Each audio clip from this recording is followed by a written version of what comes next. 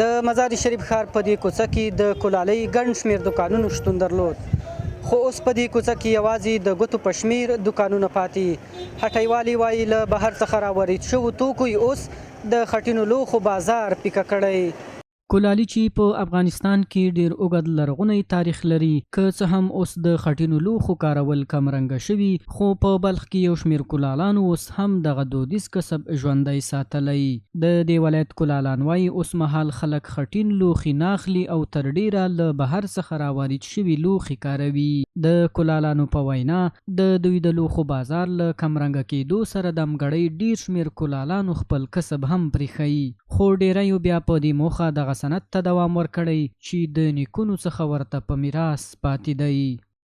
خیلی وقت است کار میکنیم، اگر 2 سال 3 سال است که اینجا کار میکنیم دیگه.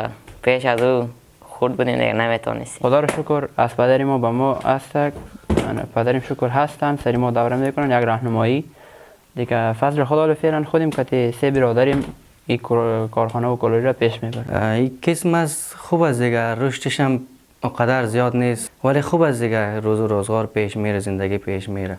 د دې ولایت یو شمېر کلالان وایي هیواد ته له بهر څخه د پلاستیکي، چینی، ناشکن او وسپنیزو لوښو واردېدو د دوی کاروبار پیکه کړی. دوی له خلکو غواړي چې د دغه لرغوني صنعت د ودې او بقا لپاره دي له کورنیو تولیداتو څخه ګټه واخلي. این چیزایی که پلاستیکی هست اونا قدر رشد ندارن نسبت به این هر کسی که برده خوش دارن، چی گلدانشه چی بانگشه، یا مثلا نیخومی که او میبره مثلا از ترموز که بهتر است. نسبت به گذشته کم شدن، آیدش زیاد نیست، مردم استفادهش هم نیست.